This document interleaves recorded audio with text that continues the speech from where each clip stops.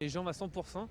Sur ces courses-là, il faut être à 100%, donc on verra comment ça se passe et comment je me sens au fur et à mesure de la journée. Quand on voit la course d'hier, on a des petits regrets, pas d'y être allé. Oui et non, voilà, c'est quand même une course usante. On a vu toute la journée, ils étaient tous en ficelle, ça a rarement fait la boule du peloton. Donc non, après c'est facile à dire de dire non, j'aurais voulu y être. La course s'est passée comme ça. Mais voilà, c'était une course usante et c'est clair que c'était rare de voir un peloton arriver pour la gagne. Aujourd'hui, pour un coureur de votre profil, il s'agit de s'accrocher jusqu'à la fin et de livrer le meilleur sprint, c'est ça, c'est se préserver le plus possible. Ouais, voilà, vu ma condition, ça va être vraiment de se préserver. Autant il y a 3 ans, j'avais suivi les coups et tout, on était une groupe de quinzaine, vingtaine à l'avant. Aujourd'hui, je ne sais pas si je m'en serais capable de suivre ces gars-là. Je pense plus me réserver pour le sprint. Ouais. Et comment ça va se passer dans le sprint alors? Si on arrive à un sprint groupé, que vous avez vos équipiers, comment ça s'organise? Ouais, bah, ça s'organise avec ce qui reste, parce que voilà, même si c'est peloton, ça ne sera pas un peloton de 100 bonhommes.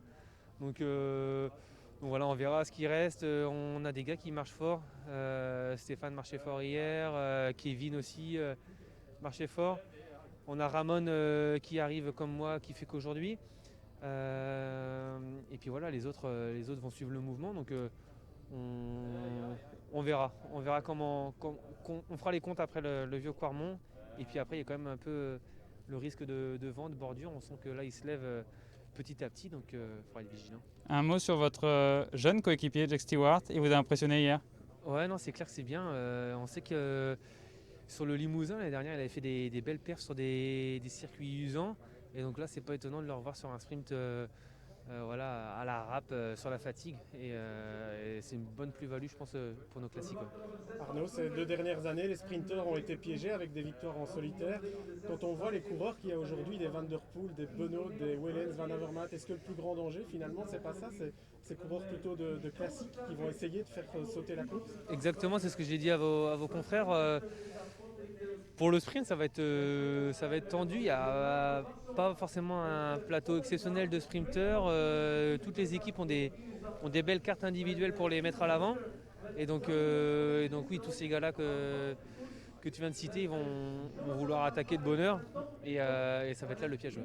Est-ce que vous êtes prêt à les suivre, peut-être dans un coup, ou vous voulez vraiment absolument attendre le sprint à tout prix? Ça va dépendre de mes sensations début de course. Suivant l'opportunité, c'est clair que voilà, j'aimerais y être. Maintenant, physiquement, est-ce que j'en serais capable? On verra ça. Quand vous avez vu que Van Der Poel prenait finalement le départ, vous vous êtes dit quoi? Bon, c'était logique. Hein, je savais que voilà, on est tous là on a tous envie de courir. Donc,